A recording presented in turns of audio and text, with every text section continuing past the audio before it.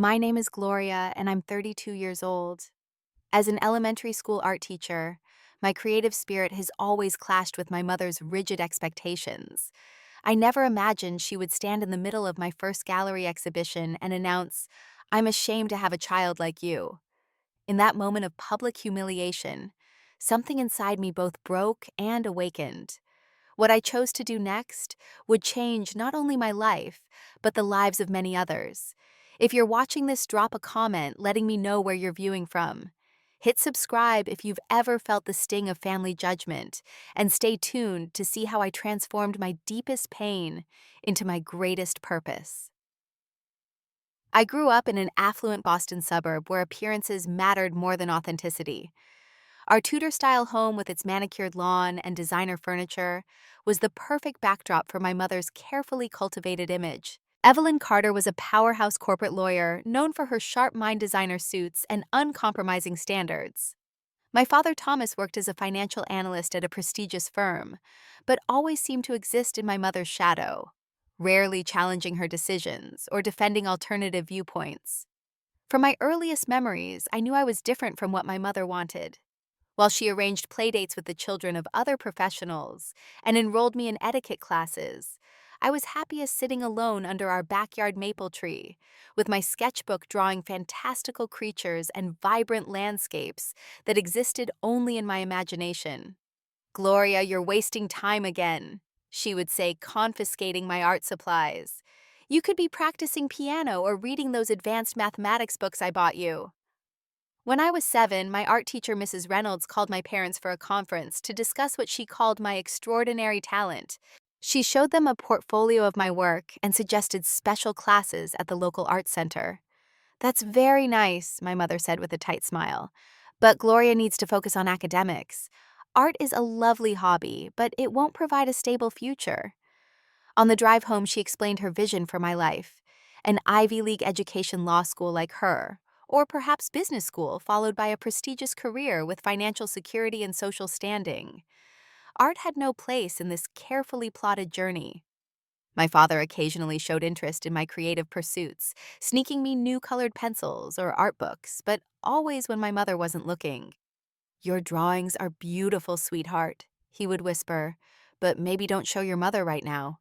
She's stressed about the Johnson case." When I was 12, my brother Michael was born. From the beginning, he seemed more aligned with my mother's vision. Even as a toddler, he was orderly and methodical, arranging his toys by color and size. My mother beamed with pride when his preschool teacher commented on his analytical mind. "That one's going to Harvard Business School," she would tell her colleagues at dinner parties while I silently cleared the dishes. My fingernails still stained with paint, I couldn't completely scrub away. High school intensified the tension between us. While my mother pushed for advanced placement classes in sciences and mathematics, I found refuge in the art studio, spending lunch periods and after-school hours creating instead of joining the debate team or student government as she wished. My art teacher, Mr. Patterson, became my mentor and advocate, helping me assemble a portfolio for college applications. "You can't possibly be serious about art school," my mother declared when I brought home brochures from Rhode Island School of Design and Pratt Institute. "Do you want to live in poverty? Do you think clients will take you seriously with a degree in finger painting?" The argument that followed was explosive, ending with my mother threatening to withhold financial support if I pursued such a frivolous path. What she didn't know was that my father had secretly promised to help with tuition, recognizing something in my passion that resonated with dreams he had perhaps abandoned in his own youth. I attended the Massachusetts College of Art and Design, living in a cramped apartment with 3 roommates to stretch my limited budget. My mother rarely visited, and when she did, her disapproval hung in the air like a heavy fog. She would survey my paintings with pursed lips, asking pointed questions about job prospects and health insurance. Meanwhile, Michael followed the blueprint she had designed, majoring in economics at Boston University before landing an internship at a prestigious financial firm. Family dinners became showcases of his achievements, with my mother introducing him to her colleagues' children and potential business connections, while I sat quietly an afterthought in the family narrative. After graduation, I defied expectations again by choosing to teach art at an elementary school rather than pursuing a more commercial path in graphic design or advertising that might have earned my mother's grudging approval. The joy on my students' faces when they discovered their creative abilities gave me a satisfaction I knew I would never find in a corporate office. In the evenings and on weekends, I continued developing my own artistic voice, creating large-scale mixed media pieces that explored themes of identity, conformity, and liberation. Gradually, my work began to attract attention from local galleries and arts publications. When Cameron Lewis, owner of the respected Horizon Gallery, offered me a featured exhibition, it felt like validation of the path I had chosen despite my mother's constant disapproval. As I hung my pieces in the gallery the week before the opening, I debated whether to invite my family. Part of me craved their witness to this achievement, still seeking the approval I had been denied for so long. Another part feared the inevitable criticism, the questions about financial stability, the subtle and not so subtle suggestions that I was wasting my potential. In the end, I sent the invitations hoping that seeing my success through the eyes of others might finally allow my mother to recognize the value in the path I had chosen. It was a decision I would both regret and ultimately be grateful for, though not in any way I could have anticipated. The day of my exhibition opening arrived with both excitement and dread churning in my stomach. I had spent the morning making final adjustments to the lighting and placement of my 23 pieces, each representing months of work and deeply personal expressions of my journey. The centerpiece of the exhibition was a large self-portrait titled Unbecoming that showed a figure half constrained in a tailored business suit and half emerging in vibrant colors and organic shapes. It represented my ongoing struggle to shed the expectations placed upon me and embrace my authentic self. The piece included subtle references to my childhood and family dynamics, a law book in the background, a child's paint set discarded on the floor, and shadowy parental figures observing with crossed arms. By 6 o'clock, I was standing nervously near the entrance, in a vintage emerald dress that my mother would certainly disapprove of, greeting the first guests with glasses of champagne and practiced smiles. Cameron, the gallery owner, kept giving me encouraging thumbs-up signs as art critics and local collectors began to filter through the space. "Your work is resonating with people," he whispered during a brief lull. "I've already had inquiries about pricing for 3 pieces." The validation calmed my nerves slightly, but I still found myself glancing anxiously toward the door, wondering if my family would actually come. At 6:45, just as I was beginning to think they had decided to skip the event, I saw them enter. My father in a conservative navy suit, my mother in a cream-colored designer ensemble that probably cost more than 3 months of my teaching salary, and Michael looking uncomfortable but supportive in business casual attire. My father approached first, giving me an awkward hug. "The place looks great, sweetheart, very professional." My mother surveyed the room with critical eyes before offering a stiff cheek for me to kiss. "Interesting crowd," she said, which I knew was code for disapproval of the diverse artsy attendees with their unconventional clothing and visible tattoos. Michael gave me a genuine smile. "This is really cool glow. I had no idea your paintings were so intense." For the next half hour, I circulated through the gallery, engaging with guests while keeping one eye on my family. My father seemed genuinely interested, studying each piece carefully, and even engaging in conversation with a retired art professor about technique. Michael drifted between looking at the art and checking his phone, occasionally accepting a canapé from passing servers. My mother, however, moved through the space with increasing discomfort, her posture growing more rigid as she observed the bohemian art world I had embraced. I noticed her wincing at overheard conversations about political art and creative resistance subjects far removed from her conservative corporate environment. The tension reached its breaking point when they reached Unbecoming. My father stared at it for a long time, something unreadable crossing his face. Michael looked between the painting and me, suddenly understanding the autobiographical elements. But it was my mother's reaction that shattered the evening. She stood before the painting, her face flushing with anger, as she recognized herself in the shadowy parental figures. A small crowd had gathered nearby, including the arts writer from the Boston Globe who had been interviewing me earlier. "Is this how you see your upbringing?" My mother demanded, her voice rising above the ambient gallery chatter. As some kind of oppression you needed to escape from, after all we sacrificed to give you opportunities. I tried to guide her toward a quieter corner. Mom, let's discuss this privately. But she was beyond discretion, her carefully maintained public persona cracking to reveal the disappointment and anger beneath. We gave you every advantage and you threw it all away to play with paints and live in that shabby apartment. And now you're airing family laundry for strangers. The gallery had grown uncomfortably quiet, conversations halting as attention turned to our confrontation. My father placed a hand on her arm. Evelyn, this isn't the place. She shook him off her eyes, never leaving my face. I'm ashamed to have a child like you, she said, each word precise and cutting. Someone who would reject every opportunity, every advantage we provided to pursue this indulgence, who would publicly mock the values we tried to instill. The words hung in the air like shattered glass. I felt my face burning, tears threatening at the corners of my eyes, but I refused to let them fall. Not here. Not now. The silence in the gallery was deafening, dozens of strangers witnessing my humiliation. My father looked stricken, but said nothing. Michael stared at the floor, and I stood frozen, years of seeking approval and facing rejection crystallized in this public moment. I think you should leave, I finally managed to say, my voice barely above a whisper. Without another word, my mother turned and walked out, her heels clicking against the hardwood floor like exclamation points. My father hesitated, caught as always between his wife and his daughter. I'm sorry, he murmured before following her. Michael squeezed my arm gently before trailing after them, leaving me alone in a room full of witnesses to my family's rejection. Cameron quickly attempted to restart the energy of the event, directing the servers to refill glasses and turning up the background music.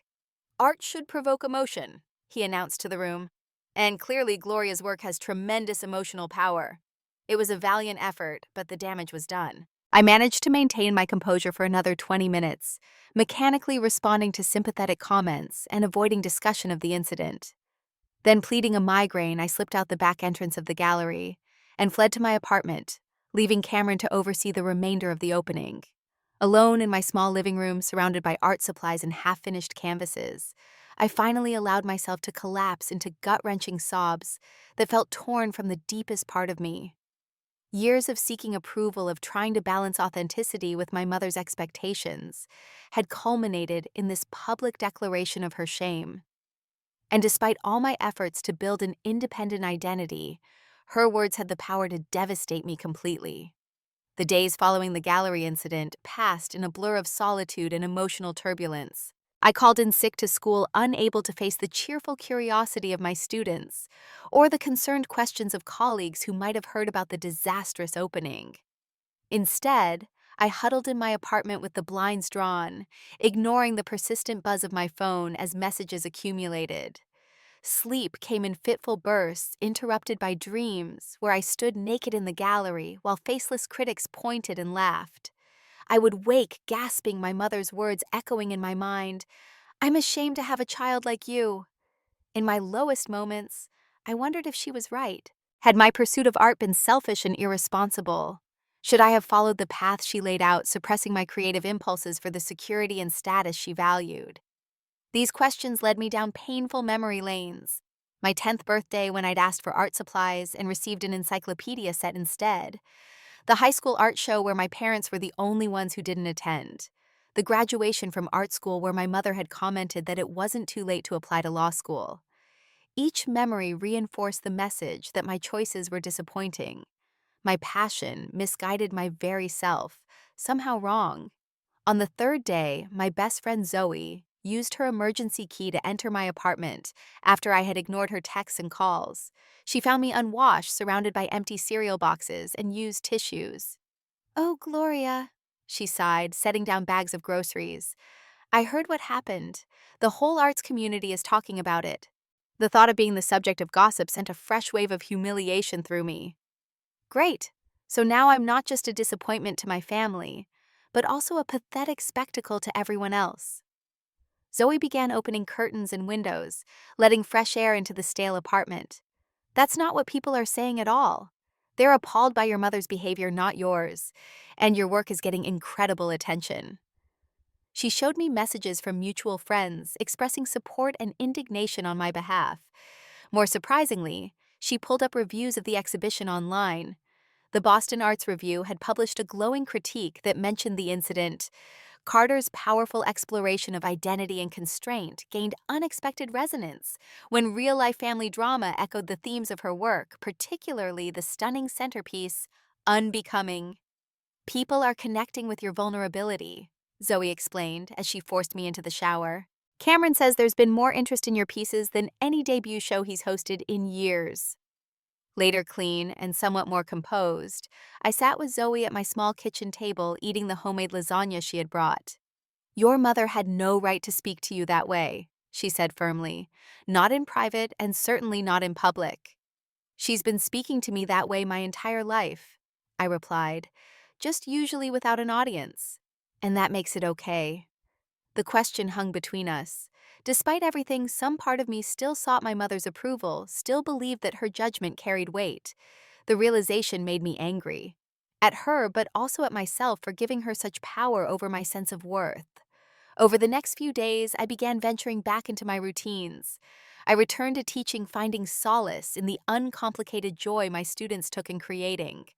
In the evenings, I retreated to my small studio space in the corner of my living room. But instead of working on commissioned pieces or gallery submissions, I found myself creating raw emotional works that I had no intention of showing anyone. Dark swirls of color representing my pain, fragmented self-portraits, angry slashes of red across canvases. The process was cathartic, allowing me to externalize feelings I had suppressed for years. With each brush stroke and layer of paint, I was having conversations with my mother that I had never been brave enough to initiate in person, expressing the hurt and anger that had accumulated over decades of conditional love. A week after the gallery opening, I received an unexpected call from a number I didn't recognize. The caller introduced himself as Dr. Alan Mercer, a psychology professor and art collector who had attended my exhibition. Your self-portrait spoke to me on a profound level, he explained. I'd like to purchase it for my office at the university. My work focuses on family dynamics and identity formation, and your piece perfectly illustrates the concepts I teach. I was stunned. Unbecoming was the most personal piece I had ever created, and the one that had triggered my mother's outburst. The thought of selling it felt both frightening and significant. I'm willing to pay $12,000, Dr. Mercer continued when I didn't immediately respond. I believe art that catalyzes important conversations has special value. The amount was more than I made in 3 months of teaching, but more than the money, his words resonated with something stirring inside me. The idea that my pain could have purpose, that my experience might help others understand their own struggles with family expectations and authentic identity. After I hung up, I sat for a long time looking at my paint-stained hands. My mother had always measured value in terms of practical contribution and financial success. By her own metrics, my art was now worthy, but I realized I no longer needed her validation. What mattered was the connection my work created with others who understood the journey toward authenticity. That night I received a text from my brother. Mom's still fuming, but I wanted you to know I thought your art was amazing. Never knew you carried all that inside you. I'm sorry I didn't say something at the gallery. His message was a small crack in the family narrative, a hint that perhaps the fault lines in our dynamics weren't solely my responsibility. It was the first time Michael had ever acknowledged the different standards our mother held us to, or expressed admiration for my chosen path. As I fell asleep that night, a fragile idea began forming. What if the public humiliation that had devastated me could become a catalyst for something meaningful? What if I could transform this pain into purpose, not just for my own healing, but for others who had been made to feel ashamed of who they were? The next morning, I began researching community art programs in underserved neighborhoods. If art had been my salvation and voice, perhaps it could be that for others who needed it even more than I did, the seed of an idea that had taken root during my darkest days began to grow as I emerged from the immediate aftermath of the gallery incident. Rather than allowing my mother's public rejection to destroy me, I would use it as fuel for something constructive and meaningful. I started by researching existing community art programs across the country, studying their models, successes, and challenges. I learned about the transformative impact of arts education in disadvantaged communities, how creative expression could provide healing for trauma, and how art spaces could become safe havens for those who felt marginalized or voiceless. My initial searches led me to Jackson Heights, a diverse neighborhood 20 minutes from my apartment that had recently lost its community center funding. The area had a high population of immigrant families and low-income households, with limited after-school programs for children and teens. When I drove through the neighborhood, I noticed groups of kids hanging out on street corners, with nowhere to go after school. A for lease sign on a dilapidated former hardware store caught my attention. The building was far from impressive: broken windows, graffiti-covered walls, and floors that needed serious repair. But the space was large, with high ceilings perfect for art studios, and the rent was surprisingly affordable due to its condition. I contacted the property manager and arranged a tour. As I walked through the dusty, empty rooms, I began to envision what could be a main gallery space, where community members could display their work, separate studio areas for different age groups, a small classroom for workshops, even a tiny cafe corner where people could gather and connect. The manager, a gruff older man named Ray, seemed skeptical of my interest. "Place needs a lot of work," he warned. "What exactly are you planning to do here?" "Create an art center for the community," I explained. "A place where kids can come after school to explore creativity instead of getting into trouble, where people can learn skills and express themselves." Ray's expression softened slightly. "My grandson lives in this neighborhood. Not much for these kids to do except hang out at the bodega or get mixed up with the wrong crowd." He hesitated, then added, "I could give you a break on the first 3 months' rent if you're serious. Place has been empty almost a year anyway."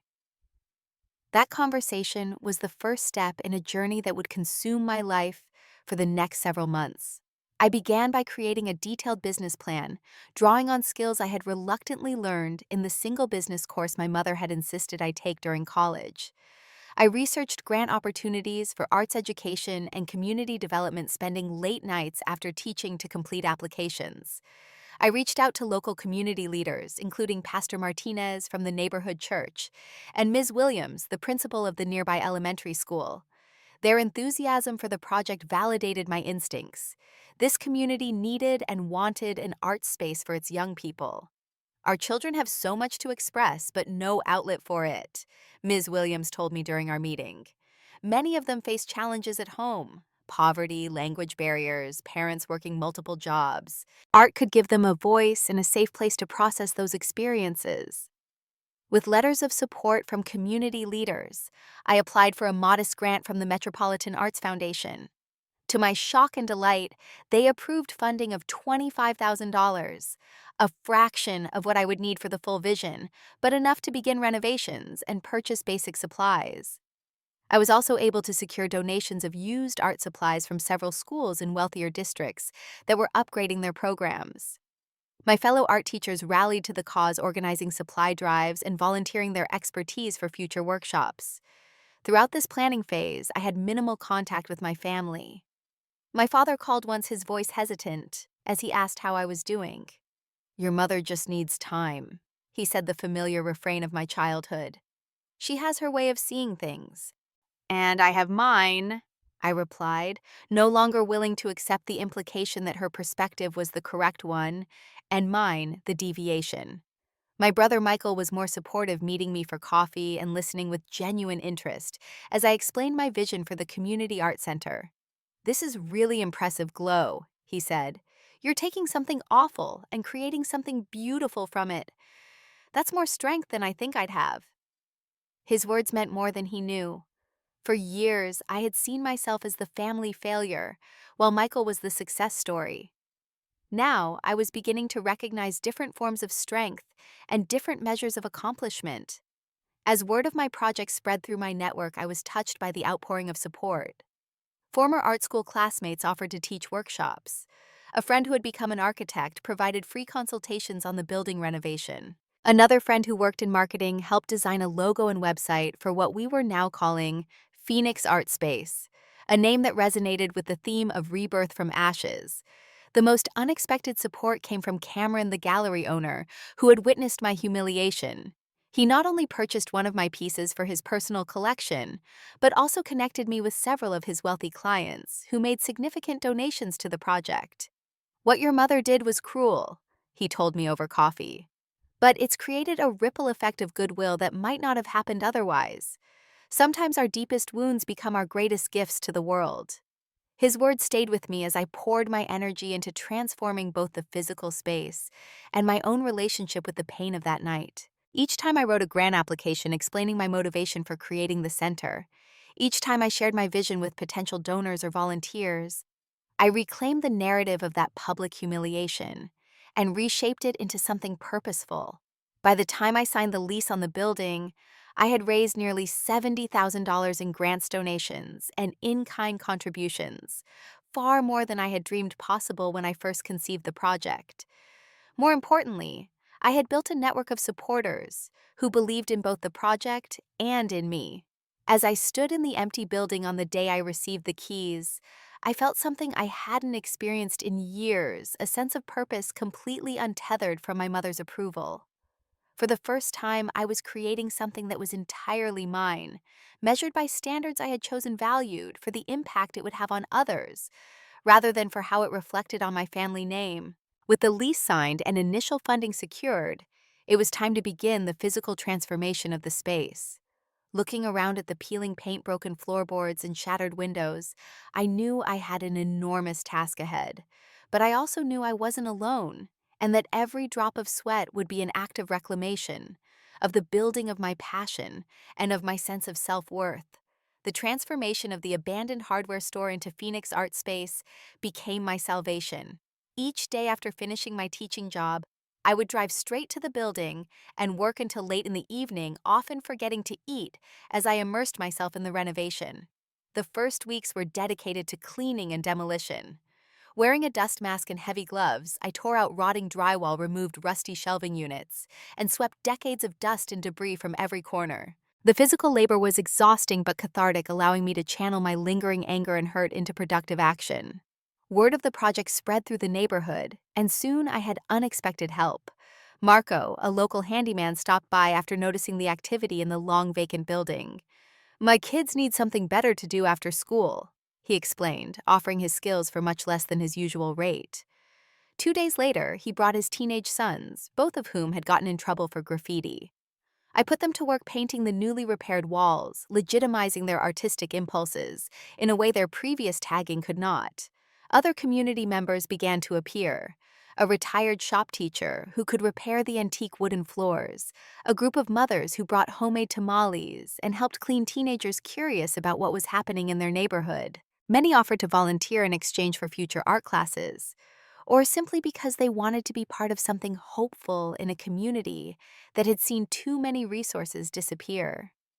The renovation became a community effort that transcended my initial vision. When I mentioned needing tables for the studio spaces, a local carpenter offered to build them using reclaimed wood. When I worried about the cost of new windows, a glazier whose daughter attended my school offered wholesale pricing and free installation. Children began stopping by after school, initially just watching from the doorway, as adults painted and hammered. Gradually, they ventured inside, asking questions and offering to help. During breaks, I would pull out sketchbooks and pencils, giving impromptu art lessons amid the construction chaos. One afternoon, a quiet 9-year-old girl named Lucia showed me a drawing she had made of the space, not as it was, but as she imagined it could be, filled with color art and happy people. "Can I come here when it's finished?" she asked tentatively. "This place is being built for you," I told her. "For all of you." Her smile in that moment convinced me that every obstacle was worth overcoming. And there were many obstacles. The building's electrical system needed a complete overhaul, an expense I hadn't fully anticipated. A pipe burst during the second week of renovation, flooding the back room and ruining newly installed drywall. The city building inspector identified code violations that required costly corrections. Each setback tested my resolve and stretched my limited budget. I found myself dipping into my personal savings, the money I had been setting aside for eventual homeownership. I picked up weekend workshops at a local art supply store for extra income, coming home with paint-stained hands and aching feet, but a few more dollars for the center's fund. The physical demands of teaching full-time while managing the renovation began to take a toll. There were nights I fell asleep on the tattered sofa I had dragged into what would become the office, too exhausted to drive home. I skipped meals, lost weight, and developed dark circles under my eyes that no concealer could hide. My colleagues at school noticed my exhaustion. "You're burning yourself out," warned the principal, who had been supportive of my project but concerned about my health. "This center won't help anyone if you collapse before it opens." She was right, of course, but I couldn't slow down. The center had become more than a project.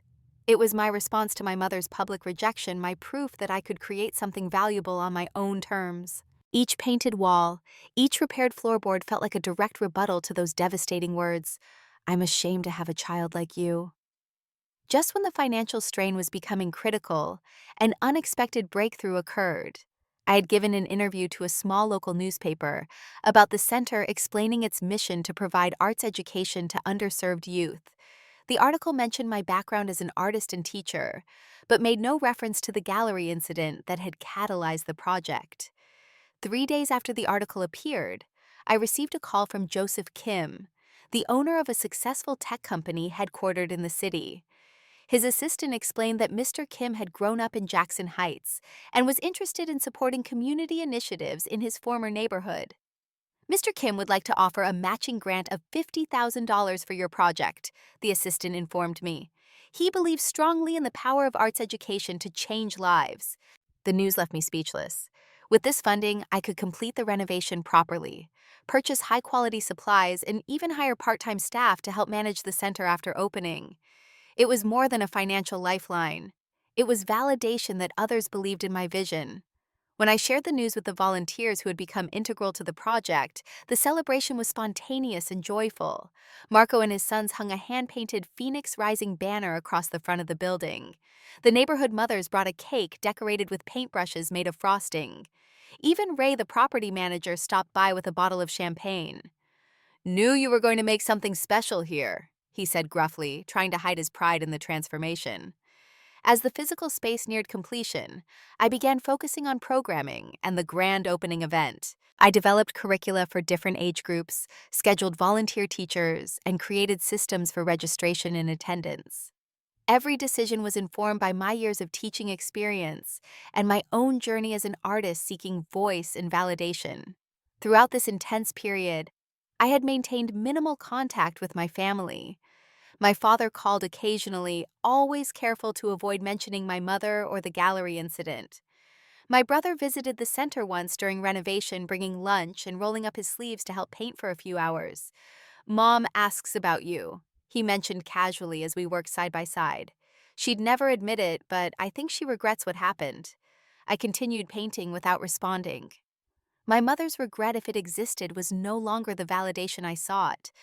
I had found something more substantial: purpose, community, and the knowledge that I was creating genuine value through my chosen path. As the grand opening approached, I faced a difficult decision: whether to invite my family. Part of me wanted to exclude them, to create this triumph without their witness, just as I had experienced the humiliation without their support. But another part recognized that such exclusion would be its own form of emotional bondage, a decision still defined by reaction to my mother, rather than by my own values. After much reflection, I addressed formal invitations to my father, mother, and brother. The envelopes felt heavy with significance as I dropped them in the mailbox, unsure whether my mother would even open hers, much less attend. My father called the next day. "We got your invitations," he said. "Michael and I will definitely be there. Your mother, well, she hasn't decided yet." "The invitation is open if she wants to come," I replied, surprised by how little her decision seemed to matter to me now. I had stopped measuring my worth by her approval, finding instead a more authentic gauge in the impact of my work and the community I was building. The night before the grand opening, I stood alone in the completed space, marveling at the transformation. The walls glowed with fresh paint and warm, welcoming colors. Children's artwork from preliminary workshops already brightened the community gallery. Tables stood ready with neatly organized supplies, waiting for eager hands to create. The building that had once been abandoned and broken now pulsed with possibility and promise. Like me, I realized, like all of us who have been told we're not enough, not right, not worthy, and who choose to believe something different about ourselves. The morning of the Phoenix Art Space grand opening dawned bright and clear, as if even the weather was celebrating this new beginning. I arrived early, arranging last-minute details and placing fresh flowers throughout the space. The neighborhood children who had become regular visitors during the renovation had created welcome signs and artwork specifically for the opening, which I displayed prominently near the entrance. By noon, volunteers began arriving to help, art teachers from my school, fellow artists, and community members who had contributed to the renovation. The atmosphere was festive and expectant, like the moments before curtains rise on a long-awaited performance. "You've created something extraordinary here," said Ms. Williams, the elementary school principal who had been an early supporter. She surveyed the transformed space with appreciative eyes. "This will change lives in this community." The official opening was scheduled for 2 o'clock.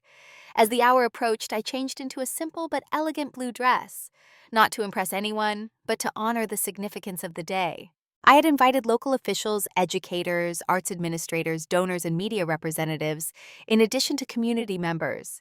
The response had been overwhelming, with nearly everyone accepting the invitation.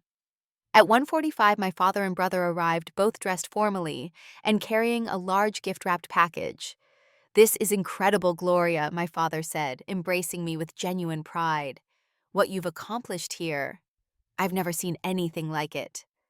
Michael surveyed the space with wide eyes. "When you first told me about this, I couldn't picture it. But this is amazing. You did all this in just a few months." Their admiration warmed me, but I noticed myself no longer desperately needing it. Their approval was welcome, but not essential to my sense of accomplishment. I glanced toward the door, realizing part of me had been watching for my mother, despite my newfound independence from her judgment. "Mom had a migraine," Michael explained following my gaze. "She said to send her regrets." I nodded unsurprised, but feeling a small pang of disappointment nonetheless. Old habits of seeking parental approval die hard even when we know better. "Open this now," my father urged, pushing forward the package they had brought. "It's from both of us." Inside was a beautiful handmade sign for the center's entrance carved from polished wood with "Phoenix Art Space" and the logo my marketing friend had designed. "Michael found the wood carver," my father explained. "We wanted to contribute something permanent." The gesture touched me deeply. It was perhaps the first time my father had so openly supported my artistic path without qualification or apology to my mother. By 2 o'clock, the center was filled with people, donors in business attire mingling with neighborhood families, city officials chatting with local teenagers who had helped paint murals, journalists taking photos and conducting interviews. The energy was electric, a convergence of different worlds united by belief in the power of art and community. I was in the midst of speaking with the city councilwoman when I felt a shift in the room's energy. Turning toward the door, I saw her, my mother standing alone at the entrance, surveying the space with an unreadable expression. She was impeccably dressed as always, her posture rigid and defensive. Our eyes met across the crowded room, and for a moment neither of us moved. Then she stepped inside, making her way slowly around the perimeter, examining the facilities and the artwork on display. I continued my conversation with the councilwoman, hyper-aware of my mother's presence, but determined not to let it derail this important day. As I moved through the crowd introducing key supporters and explaining the center's programs, I occasionally caught glimpses of my mother. She spoke to no one, but I noticed her watching intently as I interacted with the community members, particularly the children. After about 20 minutes, a small commotion near the children's gallery caught my attention. Lucia, the 9-year-old whose drawing had so moved me during renovation, was excitedly showing her artwork to someone, my mother. I moved closer not to intervene, but to witness this unexpected interaction. "Ms. Gloria taught me how to mix colors to get exactly what I want," Lucia was explaining, pointing to her painting of a phoenix rising from colorful flames. "Before I just used whatever colors were in the box, but now I can make my own." My mother nodded, seeming genuinely interested. "That's very impressive. You have talent." Ms. Gloria says everyone has talent, Lucia replied earnestly. We just need space to find it and someone to show us how. And is Ms. Gloria a good teacher? My mother asked. Lucia's response was immediate and passionate. Ms. Gloria saved my life with art. Before I came here, I was always in trouble for drawing on my desk at school. My mom works 3 jobs and I was alone a lot. Now I come here every day after school and I'm going to be an artist when I grow up, just like Ms. Gloria. I saw something shift in my mother's expression, a softening, a moment of seeing through someone else's eyes. She glanced up and noticed me watching. For once, she didn't immediately compose her features into their usual mask of judgment. At 3 o'clock, it was time for the formal remarks. As founder and director, I was expected to speak about the center's mission and thank the many contributors who had made it possible. Standing at the front of the main gallery facing the diverse crowd that had come together for this occasion, I felt a surging confidence, unlike anything I had experienced before. Welcome to Phoenix Art Space, I began, my voice steady and clear. This center exists because of a simple belief that art is not a luxury, but a necessity, that creative expression is not a privilege for the few, but a birthright for all, and that when we provide space for voices that have been silenced or ignored, we enrich not just individual lives, but our entire community. I acknowledge the many people who had contributed to making the center a reality: donors, volunteers, community leaders, and the children and families who had embraced the vision. I shared stories of the renovation process and outlined the programs that would begin the following week. Then I addressed the deeper motivation behind the project, careful not to specifically reference the gallery incident or my mother who stood at the back of the room. This center was born from a personal experience of being told that my choices, my passion, and my path were shameful, I said. Someone once publicly declared they were ashamed to have a child like me. Those words were devastating, but they also became catalysts for reflection and action. I paused, making eye contact with faces throughout the crowd. Many of us have heard similar messages, that our dreams are impractical, our voices unimportant, our authentic selves somehow wrong or insufficient. Phoenix Art Space exists to counter those messages with a different truth, that every voice matters, every creative impulse has value, and no one should feel ashamed of who they truly are. The room had grown completely silent, attention focused on my words. In the back, I could see my mother's face, her expression a complex mixture of emotions I couldn't fully decipher. Today, I stand before you not ashamed but proud. Proud of this space we've created together. Proud of the young artists who will find their voices here, and proud of the journey that brought me to this moment. From pain can come purpose. From rejection can come community. From shame can come a phoenix rising. The applause that followed was thunderous, many in the audience rising to their feet. As people surged forward to congratulate me and tour the facilities, I noticed my mother slipping quietly toward the exit. Without thinking too much about it, I followed her outside. She was standing on the sidewalk, fumbling in her purse for car keys when I approached. For a moment, we stood in awkward silence, 3 months of unspoken words hanging between us. The center is impressive, she finally said, her voice carefully neutral. Very professional. Thank you for coming, I replied.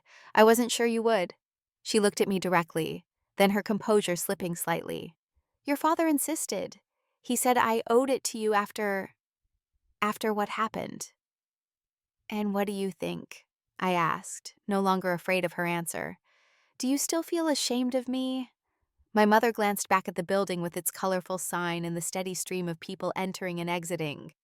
I don't understand your choices, she admitted. I never have. I wanted security for you, status, respect.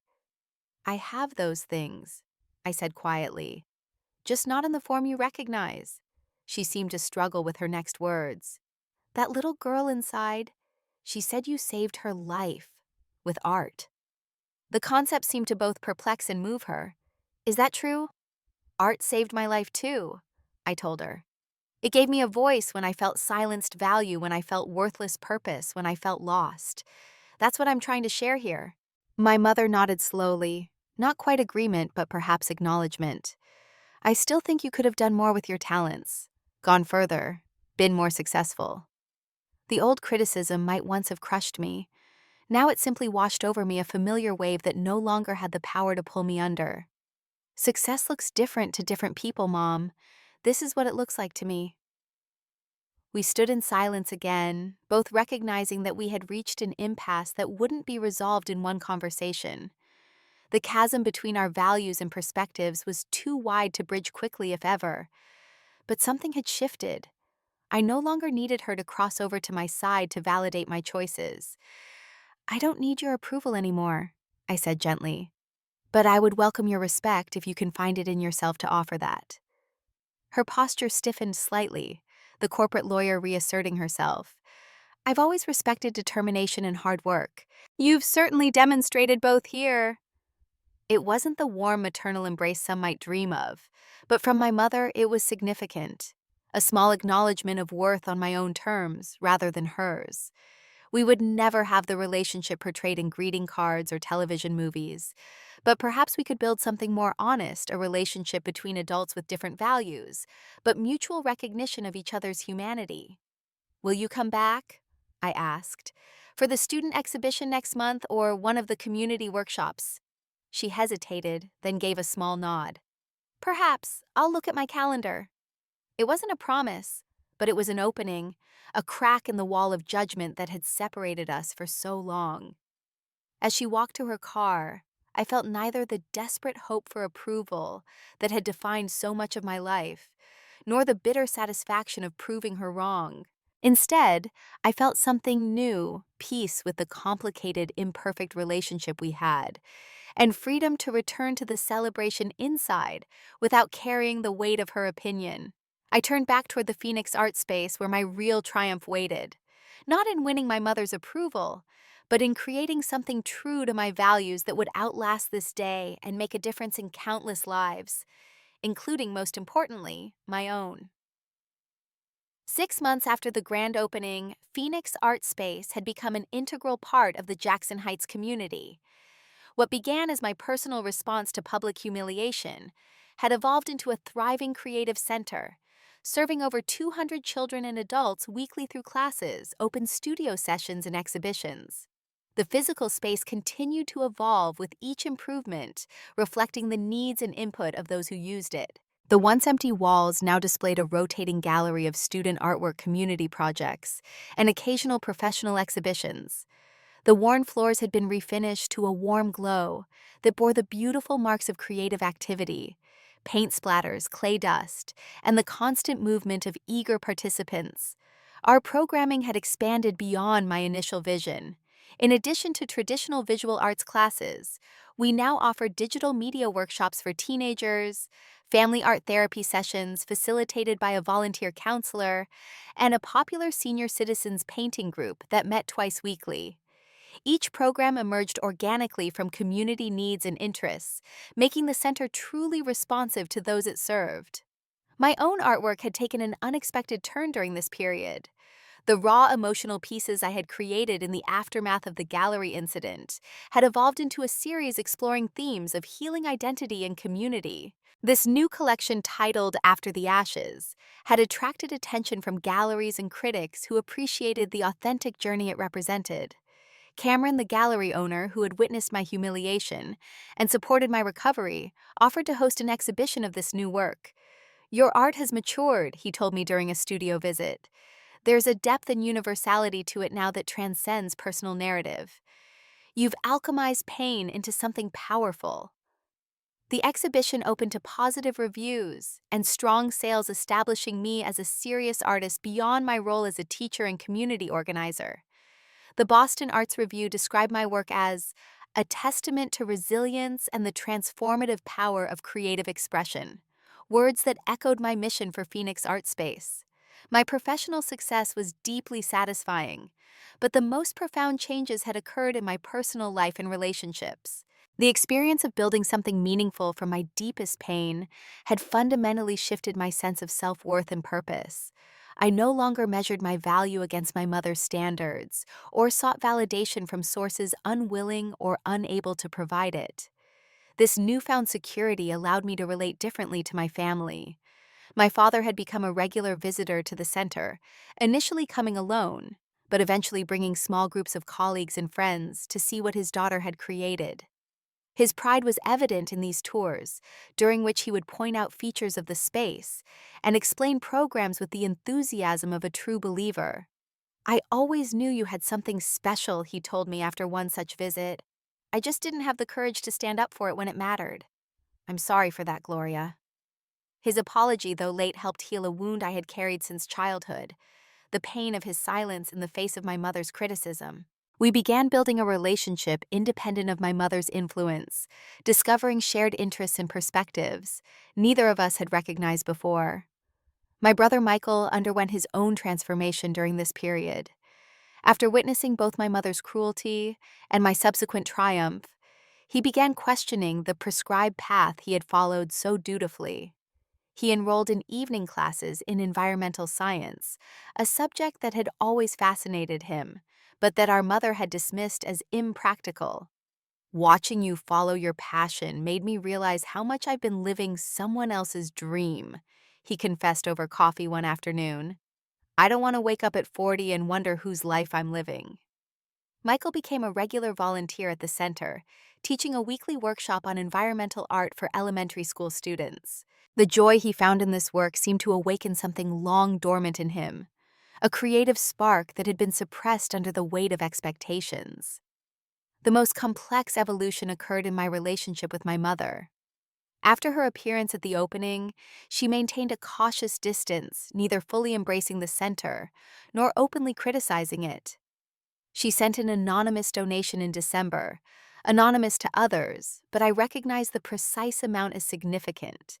It matched exactly what she had spent on my first year of college, the money she had once lamented as wasted on an art education. 3 months after the opening, she attended a student exhibition, arriving late and leaving early, speaking to no one but observing everything with her lawyer's attention to detail. The following month, she came again, this time staying longer, and even complimenting a teenager on her sculpture. Small steps, tentative and inconsistent, but movement nonetheless. We began a careful practice of monthly lunches, meeting on neutral ground at a restaurant halfway between her office and the center. Our conversations were strained at first, circling around safe topics like Michael's activities or my father's health. Gradually, we developed a fragile vocabulary for discussing more substantive matters, including our fundamental differences in values and priorities. "I still believe security should come before passion," she said during one such lunch. "That's how I was raised, and it served me well." "I understand that," I replied, no longer needing to convert her to my perspective.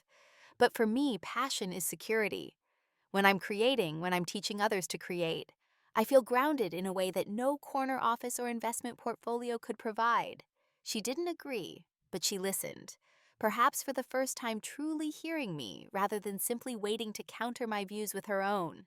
It wasn't the warm mother-daughter relationship depicted in movies, but it was honest, and there was dignity in that honesty for both of us. Beyond family, my social circle expanded in unexpected ways. The intense experience of creating the center had forged deep bonds with volunteers, donors, and community members who shared my vision. Zoe remained my closest friend, but alongside her were new relationships built on shared values and mutual respect, rather than history or obligation. I even began a cautious romantic relationship with David, an architecture professor, who had volunteered his expertise during the renovation. His appreciation for both my art and my community work came from genuine understanding rather than polite interest. For the first time, I found myself in a relationship where I didn't feel the need to diminish any part of myself to be acceptable. The most profound relationships, however, were with the children and families who came to the center. Watching Lucia develop her artistic voice over months of classes, seeing teenage boys who had been labeled troublemakers find recognition for their creative talents, witnessing parents and children connecting through collaborative art projects. These experiences provided a fulfillment that transcended professional accomplishment or personal validation.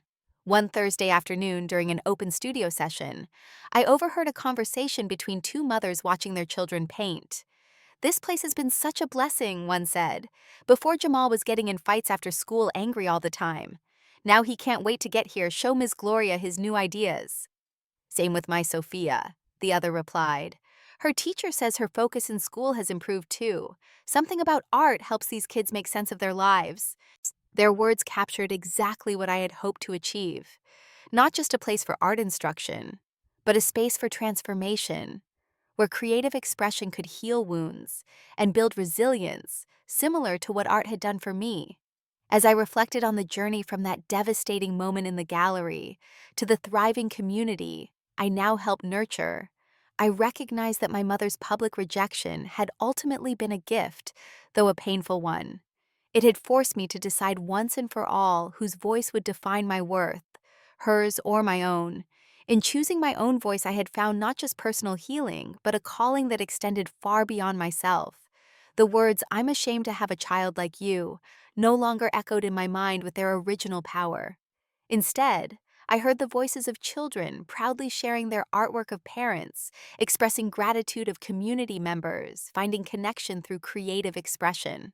I heard my own voice stronger and clearer than ever before, speaking truth about the value of authenticity and the power of turning pain into purpose. Have you ever had someone's rejection or criticism become the catalyst for your greatest achievement? How did you transform that pain into purpose? Share your story in the comments below. If this journey from humiliation to healing resonated with you, please like and subscribe to hear more stories of resilience and transformation. And don't forget to share this video with someone who might need to be reminded that rejection often redirects us to our true path. Thank you for listening, and remember, sometimes the phoenix must burn before it can rise.